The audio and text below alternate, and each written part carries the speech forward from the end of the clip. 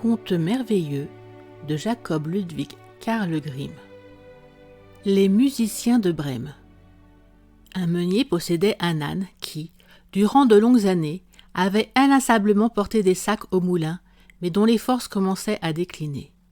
Il devenait de plus en plus inapte au travail. Son maître songea à s'en débarrasser. L'âne se rendit compte qu'un vent défavorable commençait à souffler pour lui, et il s'enfuit. Il prit la route de Brême. Il pensait qu'il pourrait y devenir musicien au service de la municipalité. Sur son chemin, il rencontra un chien de chasse qui s'était couché là. Il gémissait comme quelqu'un qui a tant couru que la mort le guette. « Alors, Teilhotte, pourquoi jappes-tu comme ça ?» demanda l'âne. « Ah, dit le chien, parce que je suis vieux, parce que je m'alourdis chaque jour un peu plus, parce que je ne peux plus chasser, mon maître veut me tuer. Je me suis enfui. Mais comment gagner mon pain maintenant ?»« Sais-tu, dit l'âne, je vais à Brême pour y devenir musicien. Viens avec moi et fais-toi engager dans l'orchestre municipal. Je jouerai du luth et toi de la timbale. » Le chien accepta avec joie et ils repartirent de compagnie. Bientôt, ils virent un chat sur la route, qui était triste, comme 3 jours de pluie. « Eh bien, qu'est-ce qui va de travers, vieux Ramina Grobis ?» demanda l'âne. « Comment être joyeux quand il y va de sa vie ?» répondit le chat. « Parce que je deviens vieux, que mes dents s'usent et que je me tiens plus souvent arrivé derrière le poêle qu'à courir après les souris. Ma maîtresse a voulu me noyer. J'ai bien réussi à me sauver, mais je ne sais que faire. Où aller ? » « Viens à Brême avec nous, tu connais la musique, tu deviendras musicien. » Le chat accepta et les accompagna. Les 3 fugitifs arrivèrent à une ferme. Le coq de la maison était perché en haut du portail et criait de toutes ses forces. « Tu cries à nous casser les oreilles, dit l'âne. Que t'arrive-t-il donc ?»« J'ai annoncé le beau temps, répondit le coq, parce que c'est le jour où la Sainte Vierge lave la chemise de l'enfant Jésus et va la faire sécher. Mais comme pour demain dimanche il doit venir des invités, la fermière a été sans pitié.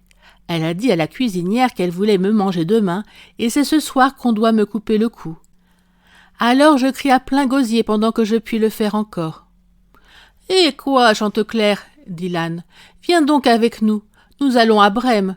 Tu trouveras n'importe où quelque chose de préférable à ta mort. Tu as une bonne voix, et si nous faisons de la musique ensemble, ce sera magnifique. » Le coq accepta ce conseil, et tous 4 se remirent en chemin. Mais il ne leur était pas possible d'atteindre la ville de Brême en une seule journée.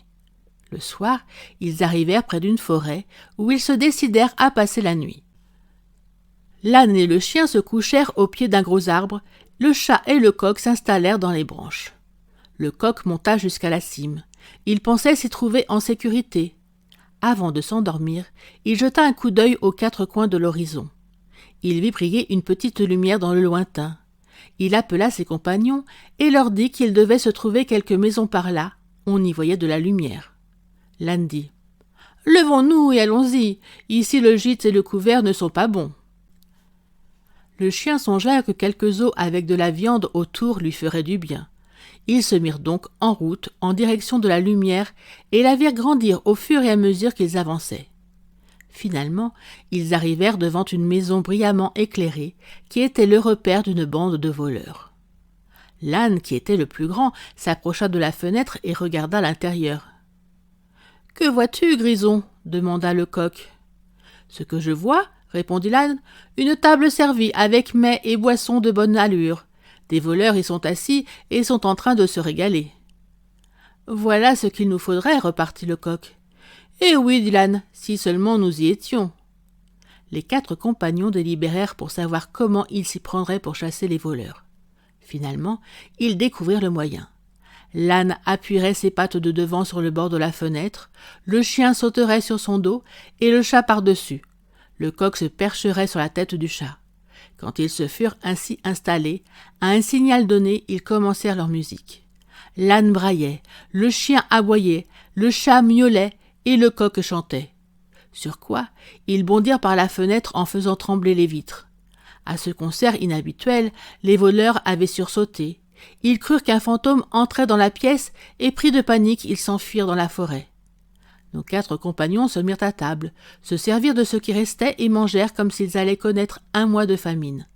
Quand les 4 musiciens eurent terminé, ils éteignirent la lumière et chacun se choisit un endroit à sa convenance et du meilleur confort pour dormir.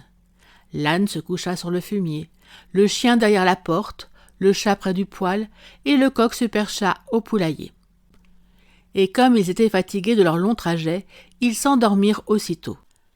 Quand minuit fut passé, les voleurs virent de loin que la lumière avait été éteinte dans la maison et que tout y paraissait tranquille.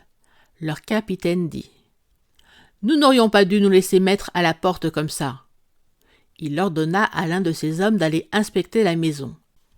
L'éclaireur vit que tout était silencieux. Il entra à la cuisine pour allumer une lumière. Voyant les yeux du chat brillant comme des braises, il en approcha une allumette et voulut l'enflammer. Le chat ne comprit pas la plaisanterie et, crachant et griffant, lui sauta au visage. L'homme fut saisi de terreur. Il se sauva et voulut sortir par la porte de derrière. Le chien qui était allongé là bondit et lui mordit les jambes. Et quand le voleur se mit à courir à travers la cour, passant par-dessus le tas de fumier, l'âne lui expédia un magistral coup de sabot. Le coq que ce vacarme avait réveillé et mis en alerte cria du haut de son perchoir « Cocorico !» Le voleur s'enfuit aussi vite qu'il le pouvait vers ses camarades et dit au capitaine : « Il y a dans la maison une affreuse sorcière qui a soufflé sur moi et m'a griffé le visage de ses longs doigts. » Devant la porte, il y avait un homme avec un couteau. Il m'a blessé aux jambes. Dans la cour, il y a un monstre noir. Il m'a frappé avec une massue de bois. Et sur le toit, il y avait un juge de paix qui criait « Qu'on m'amène le coquin !» J'ai fait ce que j'ai pu pour m'enfuir. À partir de ce moment-là, les voleurs n'osèrent plus retourner à la maison. Quant aux 4 musiciens de Brême, ils s'y plurent tant qu'ils y restèrent. Le dernier qui me l'a raconté en fait encore des gorges chaudes. Merci d'avoir écouté cette vidéo. Si cette vidéo vous a plu, vous pouvez vous abonner gratuitement à la chaîne Coin Livre Audio. N'oubliez pas de liker avec le pouce vers le haut. Vous pouvez aussi me laisser un commentaire. À bientôt.